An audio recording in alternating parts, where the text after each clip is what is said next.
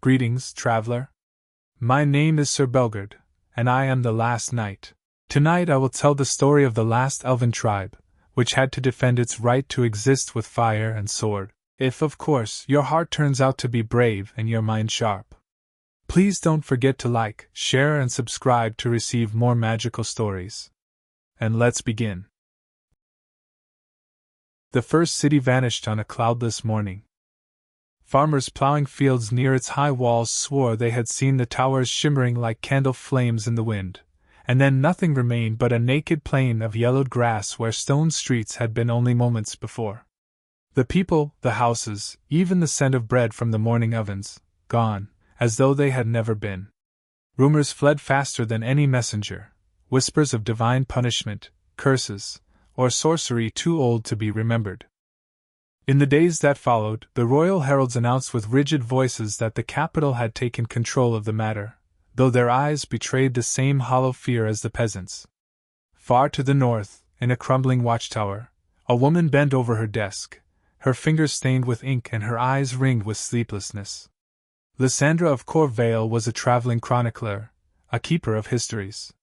She had spent 20 years walking the kingdom, gathering tales and truths alike. But now, each time she opened one of her precious scrolls, she found words missing. Sentences bent into nothing. In entire volumes, the parchment between two dates had become blank as fresh snow. It was not only the cities disappearing, it was their memory. The world was devouring its own past, and the present with it. Beyond the royal borders, across blackened moors where the wind carried voices not meant for mortal ears, two old enemies felt the same shiver. One was Caelan Dravorn, the Ash Sorcerer, who believed that magic had rotted the bones of the world. He had once sworn to burn every trace of it so that men and women could live without the chains of spells and omens. The other was Maroth Dane, the keeper of the eclipsed star, who clung to the belief that the present, with all its imperfection, was better than the void that would follow its destruction. Both had fought a duel 30 years ago, a battle that shattered mountains and boiled seas. Neither had won, and both had crawled away with the taste of ash in their mouths. Now they were learning the price. Their duel had torn a wound in the fabric of time, and the past itself was bleeding forward, erasing what stood before it. Lysandra's days were still, but her mind was a storm. She sat in the tavern of a fishing village on the eastern coast, listening to the fear-worn voices of sailors and shepherds.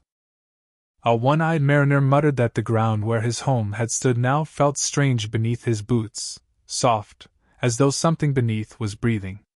A merchant confessed that sometimes he woke with the taste of food he had never eaten in a place he had never been. And everywhere, the same refrain, people remembered less with each passing day. It was an old monk who leaned toward her that night, his breath sour with ale, and whispered, "Two fires lit the sky when I was young, Caelan and Maroth tearing the world apart. If the cities vanish where they fought, then the end will not be far." He pressed a cracked map into her hand, lines of ink curling toward a center where an empty plain had once held a fortress. "Write what you can, girl. Write fast. Or there will be nothing left to write about." When Lysandra returned to her narrow room, the moonlight through the shutters lay cold across her desk. She unrolled a fresh scroll and began to write, not just to record but to fight. If she could anchor the present in ink, perhaps the past could not swallow it. But an idea began to gnaw at her. What if the wound in time could be closed by removing both futures the two sorcerers sought? What if her own life, her own name, had to be erased so that neither vision could take hold? Outside, the waves struck the shore in an endless rhythm. Far inland, in hidden lairs, two magicians turned their eyes toward the same map she had been given, each for reasons as different as fire and frost. Neither yet knew that a woman with ink-stained fingers might be their most dangerous enemy. The kingdom slept uneasily. And somewhere, beyond the veil of night, the past kept walking toward them. The bells of Renmarsh rang for morning trade and cut off mid-chime when the market square pulled flat under everyone's feet and the stalls, the carts, the cobbles, and the shouting all collapsed into one whole and reached to every horizon where walls and roofs had stood an instant before, and Lysandra, who had arrived at dawn to copy the town rolls before the ink thinned from the world again. felt the ground still warm from ovens that no longer existed, and smelled flour on air that no longer carried smoke. She ran without grace because running was the only thing left that made sense, pushing through dazed survivors who blinked in the new light and touched their own arms as if to check they had not been thinned as well, and she dragged a stunned baker's apprentice toward the old milestone that had once stood at the southern gate, and now rose from grass without a road beneath it. And when the boy finally found his breath, he asked her where his mother had gone. And she swallowed the answer that no road would carry them to her because no road remembered her, and she pressed her travel lamp into his hands and told him to follow the riverbed because water still remembered its path even when cities forgot theirs. And when he asked her name, she said it, and heard how oddly it sat in the air as though the sound could not grip onto anything. At the edge of the vanished town the grass trembled without wind, and from that trembling rose a figure in a cloak that held no dust, and Callan Dravorn stood before her with the calm of a man who had rehearsed ruin and found the stage prepared, and he looked over the plain that had been Red Marsh and spoke in a voice that carried to the scattered people without straying. This is a mercy the world never granted itself. The rot begins in places of trade and ends in the hearts that feed on it. I will end it all at the root, and the root is magic. Lysandra wanted to strike him with the brass cap of her inkhorn and knew the act would be small, so she chose words instead because words reach further when stone is gone. You call it mercy when children ask for their mothers and the ground returns an empty answer.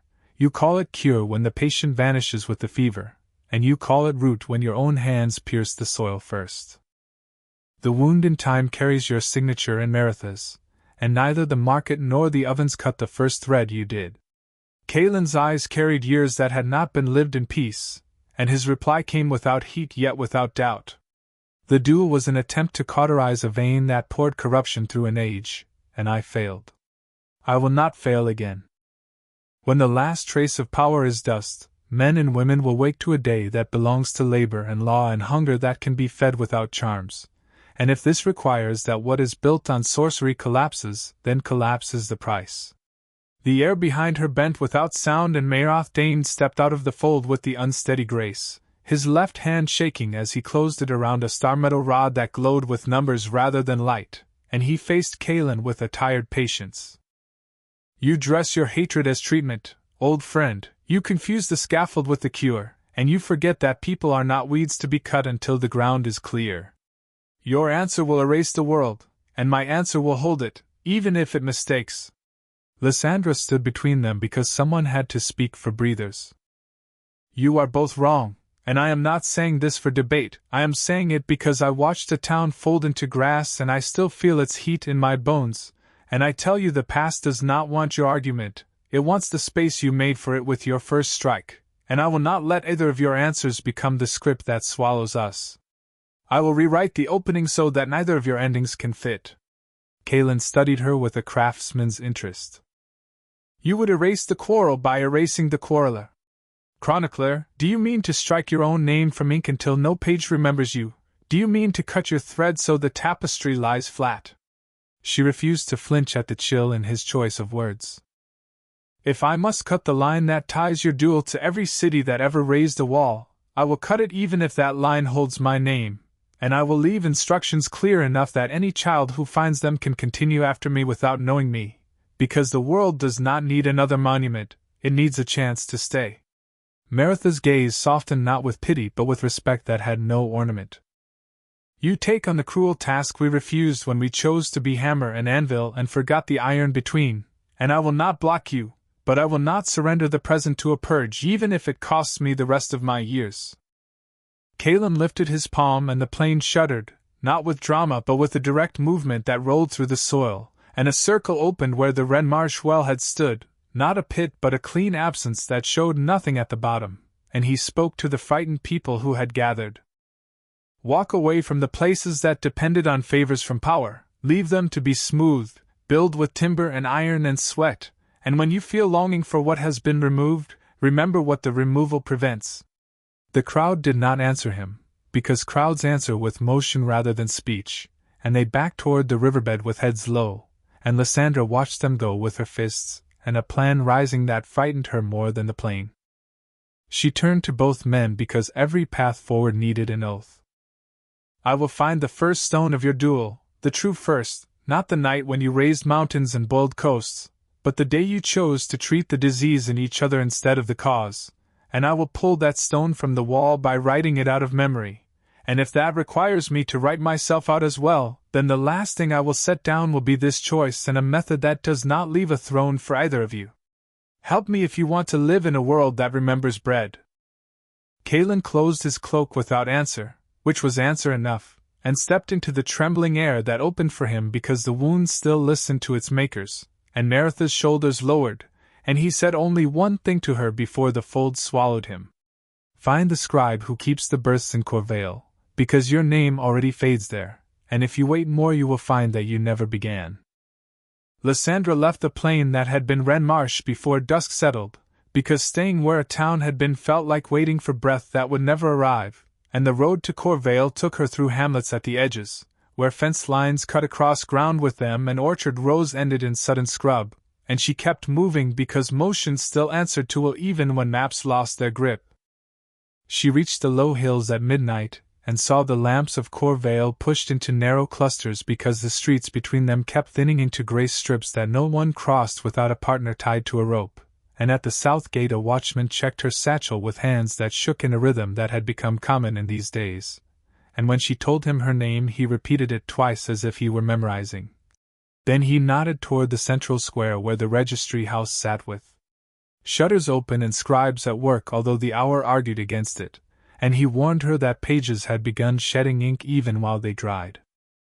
Inside the registry house the air smelled of tannin and lamp oil and fear, and the chief registrar, Matron Eileen, met her with the speed of a person who had no time to spare on ceremony, and the older woman did not ask for proof of identity, she asked for purpose instead, and when Lysandra answered the words came out without ornament because the stakes did not need it.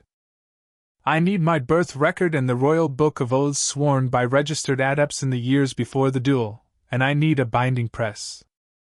Eileen did not waste breath on surprise. She led her past desks where apprentices pressed trembling palms over lines that tried to pale under their hands, and at the vault door she worked the heavy bar and ushered Lysandra inside, and when they found the shelf marked with the births of her year there was a blank space where a ledger should have stood, not a gap with dust and scuff, only a clean absence, as if the shelf had never held weight. And the registrar's mouth tightened because she had watched this kind of theft 3 times tonight already. They moved to the oath books, thick spines stamped with the sigils of schools long closed, and as Lysandra lifted the volume for the year that matched the apprenticeships of Kalen and Maroth, the leather warmed in her hands as if the record itself had pulled heat from her skin to steady its hold. And when she opened it the first pages were crowded and loud with signatures, then a run of empty leaves appeared where dates should have continued. She placed the book on the binding press and cranked pressure down until the boards creaked because weight could still help when memory lost courage, and she brushed gall over the most fragile lines to deepen them, and a name emerged that had almost been gone, not Maroth and not Kalen but Karthastor, a minor evaluator who had witnessed an unauthorized test in the old tower east of the capital 8 months before the duel. And the entry noted that 2 adepts had demonstrated a weave that stitched present state variables to prior state anchors for purposes of prediction, and the evaluator had written a warning in careful script that such work should be sealed until a council could rule. Then the warning ended mid-stroke and the next page began with a different day. She looked up and Eileen understood without question because the woman had been keeping a city steady with rules and discipline alone, so the registrar called for 2 clerks and ordered them to prepare duplicate plates with the revealed lines, and she told them to transfer the text to hammered copper so that the words would live somewhere other than fiber. And while they worked the far wall of the vault whispered with a sound that did not come from insects or wind, a dry rasp that had visited other cities before they disappeared, and the candles guttered sideways although no draught entered. The rasp swelled into a low choir and the mortar between stones began to sift onto the floor as narrow seams opened, not cracks that shatter under force but tidy withdrawals that left no debris, and from those seams poured a grey dust that did not fall to the ground. It hung in the air and drifted toward the shelves with an aim that was too precise to be a whim. And where the dust touched the spines the titles thinned until letters looked washed, and then they were nothing, and apprentices flinched but did not run because Iline's voice kept them in place with orders that promised both purpose and accountability. Lysandra pulled a leather thong from her belt and tied the oath book to her waist because hands can fail under pressure and hips do not forget what they carry, and she spoke to the registrar without raising her tone. If I tear my name out of every index and lineage, the path from that test to my life loses one more step, and if enough steps go missing the past will change, so I need access to the birth bell, and I need it now. Iline did not question the sense. She took a key from a chain at her throat and led the way through a corridor that had not shortened yet, and in the bell chamber the bronze disc hung from its oak frame with a record of every strike chalked on a slate, and Lysandra climbed the ladder and lifted the striker and held it without releasing, and she whispered her own name into the seam where clapper met rim. Then she struck once so the sound flowed through the city with a clear note that announced a beginning, and at the desk below she crossed her name out on the slate and wrote that the bell had sounded for an unnamed child, and she signed as witness with a mark that was not hers but a symbol she used in the field when threats demanded anonymity.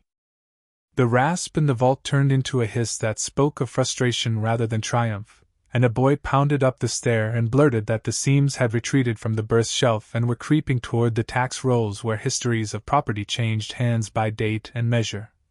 And Iline snapped orders that sent the apprentices to chalk the thresholds and sing the old counting songs that paired numbers with days of the week because structure still fought for ground even when magic argued against it, and the dust withdrew as if denied an entrance that had looked easy.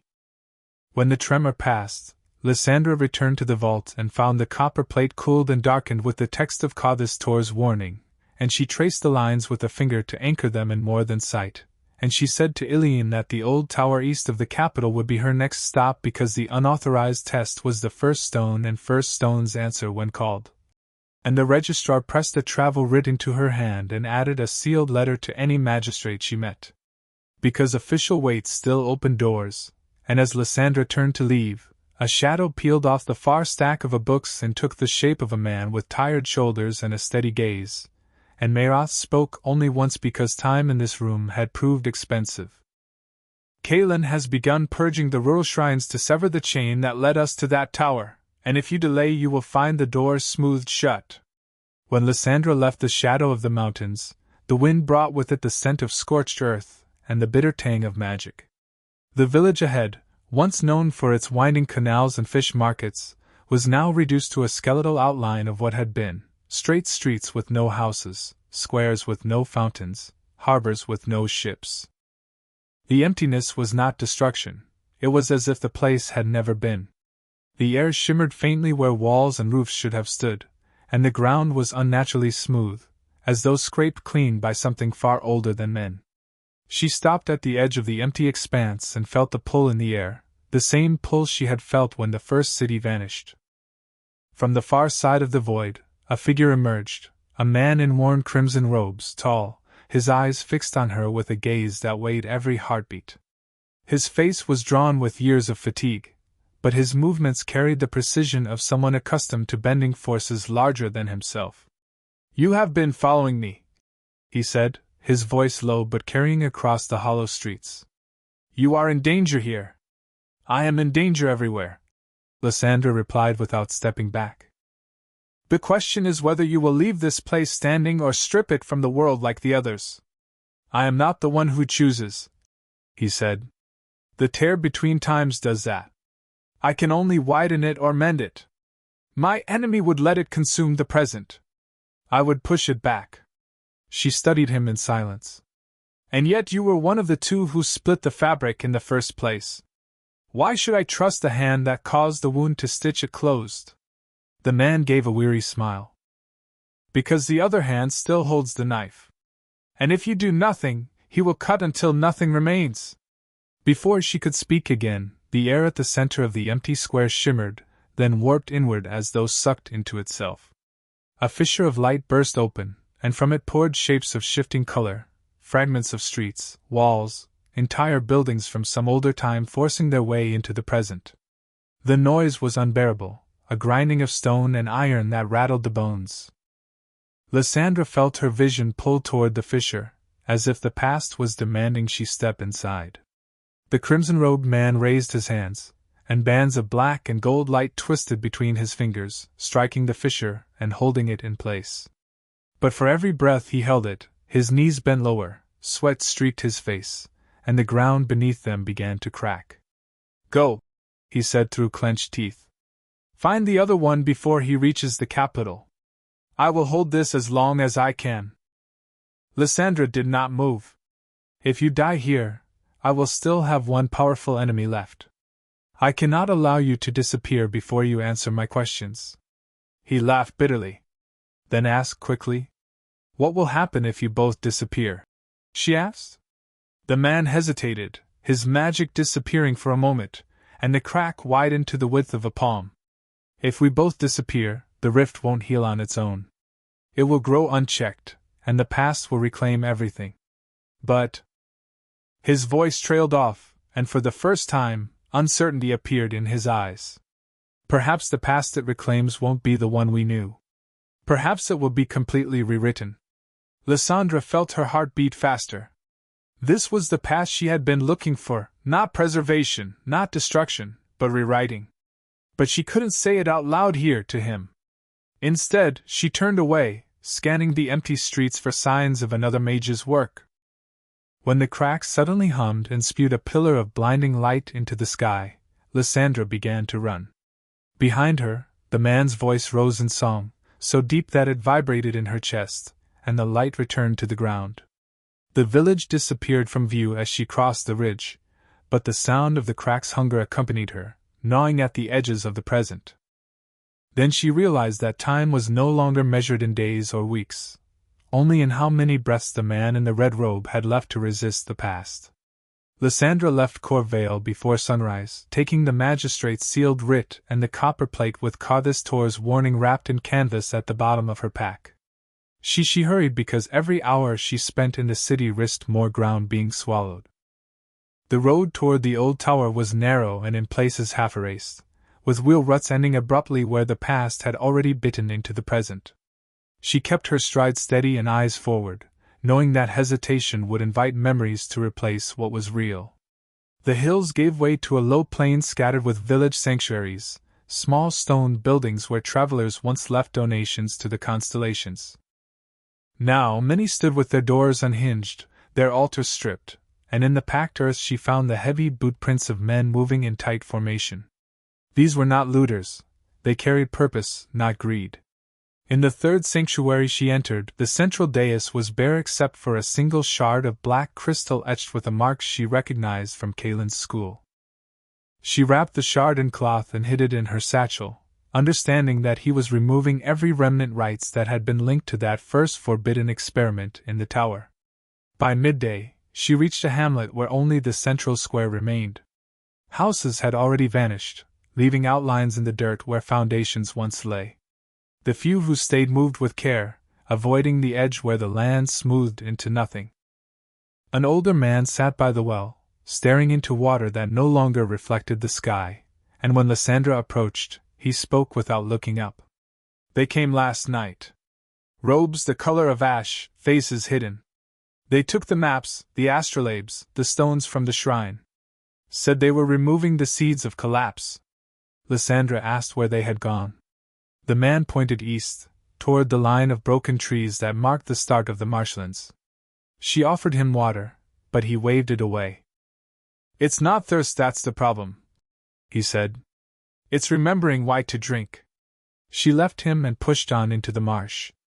The air grew heavier, and the ground beneath her boots softened, but she kept her pace. The sound of water slapping against wood reached her before she saw the cause, a group of Kaelin's followers loading crates into a flat-bottomed boat. The crates bore the same mark as the crystal shard in her satchel. She counted 7 men, all armed. Stepping out from the reeds, she let the writ of passage hang from her hand so they could see the royal seal. The leader, a broad man with a pale scar across his cheek, stepped forward. "This road is closed," he said. "This is not a road," Lysandra replied. "It is a route to a place you would rather I never reach. That means I'm going the right way." The man's gaze narrowed, but he did not move to block her yet. "The tower is being dismantled. The ritual implements stored there are poisonous. Our master will burn them, and when he is done, no trace will remain. Lysandra stepped closer so her voice carried only to him. If he destroys the record, there will be no way to trace the tear back to its beginning. The wound will stay open, even if every stone is gone. You know that. He said nothing, but the tightening of his jaw was answer enough.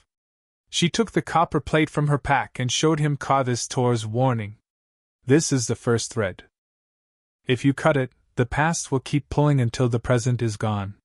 Tell Kalen that if he truly wants to end the damage, he needs to work with me long enough to seal the tear. The man's eyes moved between her face and the plate. After a long pause, he gestured to one of his men, who took the oars from the boat. Follow the river until you see the tower's shadow, he said. But when you get there, you will be watched. One wrong step, and you will not leave. Lysandra took the oar and stepped into the shallow boat. As she pushed off, she felt the weight of more than the copper plate in her pack. Every moment from here on would be under Kalen's gaze, even if she never saw him. The river carried her deeper into the marsh, its banks narrowing, until finally, on the horizon, the jagged outline of the old tower rose against the sky already dimming though the sun had not yet set. The marsh narrowed into a channel no wider than 2 boats laid side by side, its banks pressed close with reeds taller than a man. Lysandra kept the oar steady, gliding toward the black shape that grew sharper against the dimming horizon. The old tower's base was ringed with a skeletal wall, stone sections missing but still bearing the marks of ancient wards. Faded sigils caught the last of the day's light, each one carved deep enough to have survived the wars of 3 dynasties. She pushed the boat against a rotting pier and stepped onto the planks, which swayed but did not break. 2 men waited at the shore, their stances rigid, hands resting near the hilts of short swords. Both wore the ash-colored robes of Kalen's inner circle. The one on the left spoke without greeting. The master knows you are here. He says you may enter but not wander. You will be taken directly to the chamber above the breach. I'm not here for a tour, Lysandra said, untying the copper plate from her pack and holding it where they could see the etched warning. I have what he's been trying to erase. He will want to hear me before he decides how this ends. They did not answer, only turned towards the open gate. Inside, the air was colder, carrying the metallic tang of working magic. Stone stairs spiraled upward, narrow and worn, and she kept count of her steps, noting where the mortar had been replaced, and where scorch marks traced along the walls. At the first landing stood a line of crates.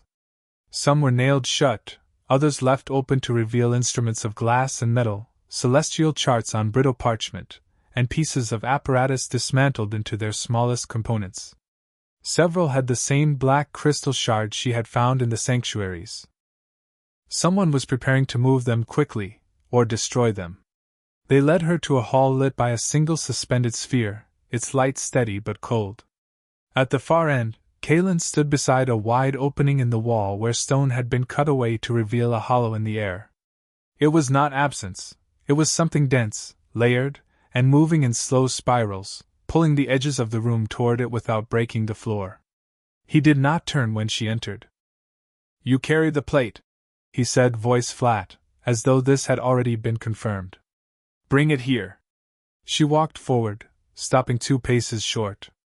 I'll give it to you after you tell me why destroying the sanctuaries and stripping this tower will close the breach. Because unless you can explain that, I know you are cutting threads without tying them off.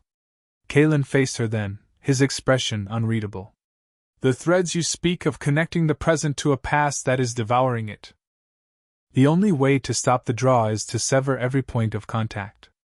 The sanctuaries, the tower, the instruments, they are all anchors. Remove the anchors, and the pull loses its hold. That assumes the tear does not open wider in search of new anchors. Lysandra replied. You and Mayoth began this with a weave that bound state to state. It will not simply vanish if you remove the visible signs, it will adapt.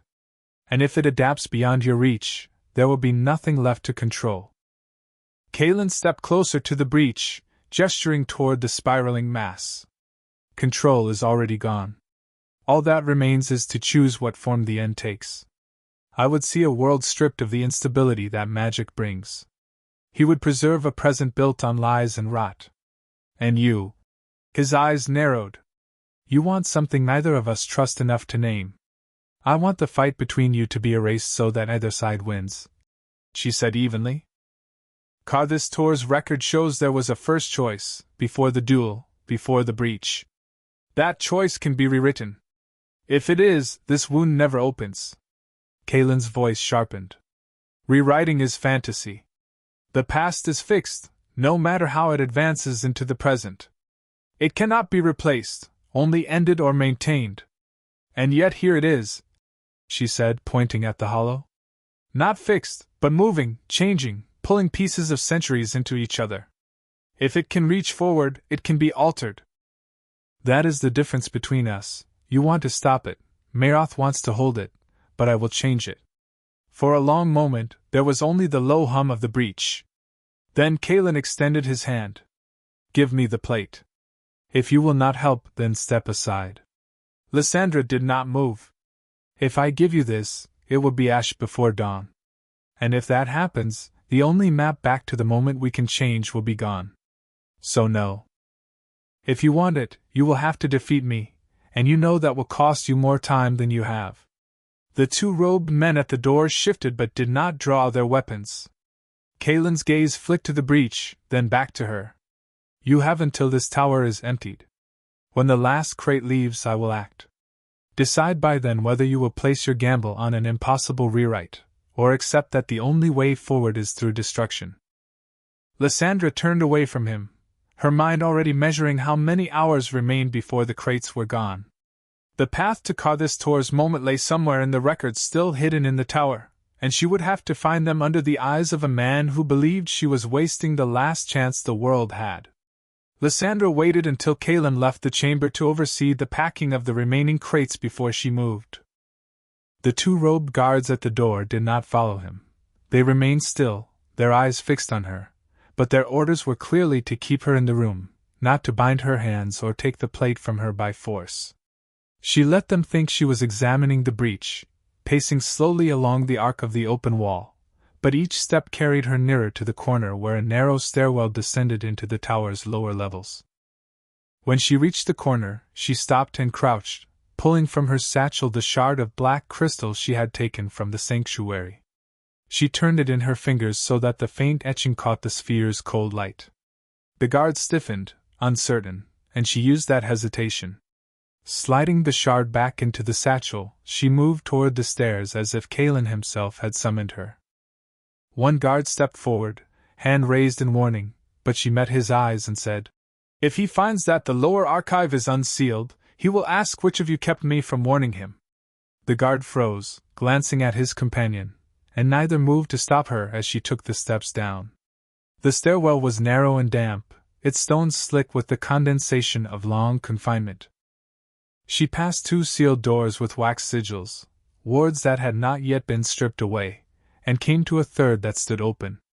Inside, the room was crowded with shelves stacked from floor to ceiling, the air thick with the scent of old parchment. She began scanning for any reference to the date of Karthus Tor's evaluation. Many of the scrolls bore no labels, others were marked but in hands too hurried to read at a glance. She took down each one, unrolling just far enough to see the subject before moving on. Half a shelf down, she found a bundle bound with a blue cord. The seal on it bore the crest of the Astral Conjunction Society, the same group Karthus Tor had once presided over. Breaking the cord, she unrolled the top sheet. It was a transcript of a meeting called 2 weeks before the Tower experiment, attended by Tor, Kaelin, and Meroth. The first lines were intact, noting their intention to test the binding between temporal states under controlled conditions. But halfway down the page, the ink thinned, the script fading into blank fibers for nearly a full column before returning with a note in Tor's hand. If the weave is executed in this form, the result will be a loop, not a projection. It will fold the present into the anchor state until there is no distinction. This should be abandoned. Lysandra set the sheet aside and searched for more, finding 3 additional transcripts with similar gaps, each ending with warnings. She rolled them together, securing them in cloth. Footsteps echoed from above, heavy, purposeful. She extinguished the small lamp on the table and slipped into the narrow space between two shelves just as a figure entered. It was not Kalen but a younger adept, arms full of ledgers. He moved quickly, stacking them in an empty crate, pausing only to glance at the open bundle Lysandra had left on the table. When he turned toward the door, she stepped out. "You're taking these upstairs?" The adept flinched but nodded. "Master's orders. Everything from the lower archive to be burned or sealed." She kept her voice steady. "These transcripts need to go with him personally. If they're mixed with the others, the meaning will be lost. You know how he reacts when meaning is lost." The adept's eyes darted to the bundle in her hands, then back to her face.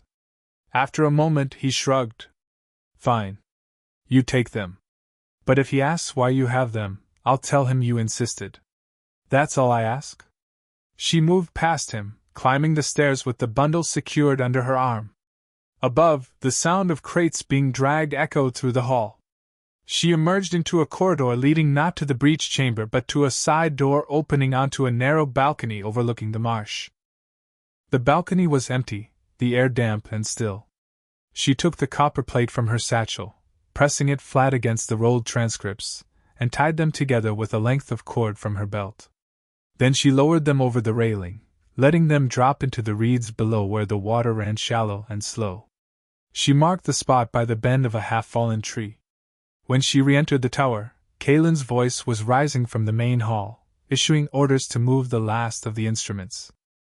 She stepped back into the breach chamber before the guards could question her absence. The spiraling hollow still moved at the center of the wall, pulling faintly at the edges of her vision. Kalen entered moments later, scanning her with a look that measured time against her presence. "The crates are nearly gone," he said. "You have until the last one leaves to decide." She met his gaze without speaking, her mind already set. The evidence was hidden, safe for now, and her next move would have to bring Meroth into the tower before the breach's pull became too strong to withstand. The next dawn broke without warmth. Gray light seeped into the marsh, casting the tower and its broken wall into stark relief. Lysandra stood at the balcony where she had dropped the transcripts and copper plate, watching for movement in the reeds. She had sent no message, left no signal, yet she knew Meroth would come. The breach was too important for him to ignore once Kalen began stripping the tower bare. She heard the approach before she saw it, a slow ripple in the water beyond the bent tree, then the faint creak of a flat-bottomed skiff cutting through the current. The man standing in it was taller than Kalen, wrapped in deep blue robes marked with a single silver emblem at the throat. His hair was streaked with white, but his eyes held the fixed intensity of one who had watched centuries turn. When he stepped onto the bank, he did not look at the tower. He looked at the balcony, and at her. Two of Kalen's men moved to intercept him at the outer wall, but Meroth lifted his hand and the air between them thickened. They stopped mid-stride, unable to move forward or back, their faces tightening against the invisible pressure. He walked past them without a word, ascending the stairs as if the path were his by right. Lysandra met him at the top of the outer steps. "You came sooner than I expected. You left a gap," Meroth said. "Kalen's purge will not erase what the breach has learned, but it will scatter the paths to reaching it. That tells me you have hidden something worth protecting." "I have," she answered, keeping her voice low. "Karthus Tor's transcripts, including the note that the weave was meant to be abandoned. It's the point we can rewrite, erase the duel, erase the breach entirely." Meritha's gaze sharpened. "And you think Kalen will allow you to reach it?" "He fears rewriting more than he fears me. Because it makes him irrelevant. That is why I need you inside before the last crate leaves. If we can reach the breach together with the transcripts, we can feed the original decision into its fold. Change the first choice, and none of this survives." Meroth studied her for a long moment. "What do you want in exchange?" "Nothing," she said. "Not survival, not power. Only an end neither of you can shape to your own image." The sound of boots echoed down the inner hall. Kalen appeared at the far end, flanked by three more of his followers. His eyes went first to Meroth, then to her, measuring the distance between them. You brought him here, Kalen said, his voice carrying the weight of accusation. I brought him here because neither of you can seal the breach alone, she replied. The past you fear and the present he clings to are both unstable. Together you might control it long enough for me to change it. Kalen's expression hardened. You cannot change it. You can only choose which of us wins. And I will not hand victory to him. Mayra stepped forward, his voice cold. Then watch the world collapse while you argue over the color of the ruins. You know as well as I that the breach is widening. Every moment you waste brings the loop closer to closing around us all. The breach's low hum rose, reverberating through the tower walls. Kalen's gaze flicked toward it, then back to Mayroth. If I let you near it, you will anchor the present. The corruption will remain. And if you destroy the anchors, Mayroth countered, you will throw the present into the void, leaving nothing to rebuild from. She offers the only path that leaves either of us with more than ashes. The hum deepened again, and a faint vibration trembled underfoot. Lysandra stepped between them. We do not have time for this.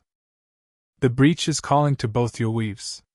If you keep arguing, it will choose for you, and neither of you will like the result. For a moment neither spoke. Then Kalen gave a single nod, sharp and reluctant. You have one attempt. Fail, and I will burn whatever you bring near it. Mayroth inclined his head in silent agreement, though his eyes never left Kalen. Together they turned toward the breach chamber, their steps falling into an uneasy rhythm. Lysandra followed, feeling the pull of the hollow in the wall grow stronger with each pace. The final decision lay only minutes ahead, and the moment to rewrite was almost within reach. The chamber holding the breach had no doors in the old sense, only an arch of stone whose inner surface shimmered like it was holding back a tide from another age.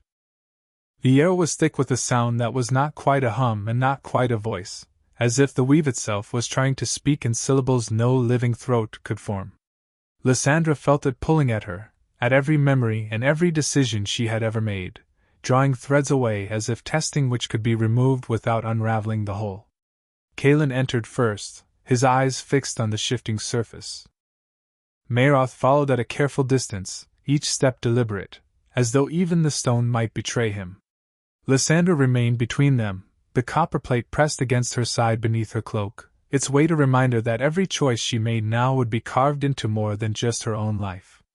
This close, the breach responds to intention, Mayroth said quietly, his gaze on the swirl of colors within the fold. It will mirror whatever you bring to it, fear, greed, resolve, and destruction. Kalen added without turning, which is why you are here under watch. If you anchor the present, I will see it fall before I let you bind it to your vision. Lysandra's hand tightened on the plate. Both of you are here because you cannot outmatch each other alone. We do this now, before it widens again. The shimmer deepened, darkening at its center. Shapes moved within, fragments of cities they had all known, streets vanishing into fields, towers flickering between standing and collapsed. A voice that was not a voice spoke from the depths, carrying the weight of years pulled into a single moment. Offer the first stone, and the wall will build itself. Mayroth stepped forward, but Kalen blocked him with a sharp gesture. She speaks first, he said. This was her design. Lysandra drew the plate into the open. The markings along its surface glowed faintly as they neared the fold. If I place this within, it will return to the day the duel was decided to begin. It will rewrite the choice, prevent the clash that tore the weave. But it will also erase me, because without that chain of events, I will never have come to this point. Kalen's expression was unreadable, but his grip on the staff at his side tightened. And if you hesitate? Meritha's voice was low, almost a growl. Then the breach takes its own offering, and neither of us controls the shape of what comes. The pull from the fold increased, a pressure on her mind, as though urging her forward. She stepped to the threshold, the plate in her hands now humming with the same tone as the breach. Behind her, Kalen and Mayroth shifted, both ready to act the moment her intent faltered. She thought of the cities she had seen swallowed, streets where market stalls had vanished mid-trade, homes gone between one breath and the next, the grass left where stone had been still holding the echo of voices that no longer existed. She thought of the archives she had carried alone through the marsh, the names she had read knowing they might already have been erased. And she thought of a world where neither man's vision would stand, because it would be a world built without the wound they had made. "I give the first stone," she said, and thrust the plate into the breach. The surface closed around it, and light burst outward, not blinding but absolute, a sweep through the chamber that carried every scent, every sound of every year at once. Kaelin shouted something she could not hear. Maroth reached for her, but the light had already pulled her from the floor. She felt the years stripping away, her name loosening, her place in every memory unhooking as the weave accepted the change. The last thing she saw before the fold took her was the two of them standing at the edge, the shimmer already different, smaller, but not gone. The past was no longer feeding on the present, but the breach still breathed. And without her, the final choice of what to do with it would be theirs. The tower still stood, but the air around it no longer shimmered. The breach's spiraling pull had flattened into a still surface, faint as a memory struggling to hold its shape. Kaelin stood at the edge, staff in hand, staring at the place where Lysandra had vanished. Maroth remained a few paces back, his eyes scanning the walls, the floor, even the air, as if expecting some trace of her to remain. There was none. Her name was gone from the threads that bound the present. The weave had adjusted without her, sealing the gap she had occupied as though it had never been there. "You knew she would not survive that choice," Maroth said finally, his tone not accusing but measured. "She told us," Kaelin answered. "You simply chose not to believe her." Outside the chamber, the world was already different. From the balcony, Kaelin could see the marsh stretching farther than before, its reeds taller, its water clearer. Villages that had been half swallowed were whole again, roofs unbroken, streets filled with movement. Yet the capital's spire on the horizon was missing, replaced by low stone structures he did not recognize. The loop had broken, but it had not restored what either of them had known. "We are not in your present," Maroth observed. "Nor in mine. The shape is unfamiliar." She changed it to something neither of us can claim. Kaelin's fingers tightened on the staff. "Then we find the points of power in this new shape before the other does." Maroth stepped toward the breach, studying its now quiet surface. "It's not closed." She stopped the devouring, but left the frame intact. "We can still work within it. That means others will try as well. Whoever reaches it with intent can leave their mark." Kaelin's gaze followed his. "You want to reopen it?" "I want to use it," Maroth replied. "There is no point in destroying a door when you can walk through and choose where it opens." The quiet in the chamber deepened, heavy enough to make every movement deliberate. Kaelin took one slow step toward him. "If you try to bind this world to your will, I will end you before you can take a single breath inside the weave. And if you destroy it entirely," Maroth said, "you will trap us in a shape neither of us understands, without the means to adapt." From somewhere below, the sound of boots striking stone carried up the stairwell. Voices followed, unfamiliar, speaking in clipped patterns neither man recognized. Kaelin and Maroth exchanged a look, the same silent calculation passing through both. This altered world had its own guardians, and they were already coming to see who had been in the tower when the change came. "We leave," Kaelin said. "For now," Maroth agreed. They descended by separate stairways, each keeping the other within sight. Outside, the marsh wind was colder, and the path away from the tower curved differently than either remembered. The sky held constellations in slightly altered positions, enough to unsettle anyone who looked too long. As they reached the treeline, Maroth spoke without looking at Kaelin. "You know she will not be remembered. The weave erased her, and without a place in memory, she cannot be brought back." Kaelin's reply was quiet. "She will be remembered by the breach. It keeps the record of every stone it has taken. Which means, if one day it opens again, she could return." Maroth considered this, then allowed himself a single nod. "Then perhaps we should not destroy it too quickly." Neither man noticed the figure watching from the opposite bank of the river, a woman with a hood drawn low over her face, holding a wet bundle wrapped in cord. Inside was a copper plate and several transcripts, their ink untouched by the New World's rules. She turned away as they vanished into the trees, walking toward a settlement that had not existed yesterday. The settlement was small, built along the bend of a river that glinted in the midday sun. Its houses were low and sturdy, their walls set with pale stone and timber beams that still smelled of resin. No one looked twice at the hooded woman as she passed along the main street. Merchants called out prices for goods Lysandra had never seen before: grain with a violet sheen, tools of shapes she could not name, maps marked with coasts that should not exist. She walked as though she belonged, though every sight confirmed she did not. At the far end of the street stood a hall with open doors, its interior lined with shelves of records and weathered books. The people inside worked quietly, ink scratching on parchment, sealing wax cooling beside neat stacks of documents. Lysandra stepped in and found a table at the back, setting her bundle on its surface. No one asked her name or her business. She untied the cord and unfolded the wet cloth, revealing the copper plate and the transcripts. She laid out the pages to dry, scanning them for signs of change.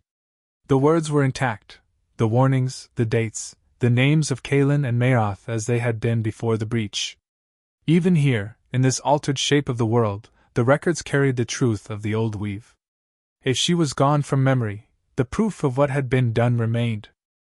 She began copying them by hand, one letter at a time, into a new ledger she had taken from the hall's supply.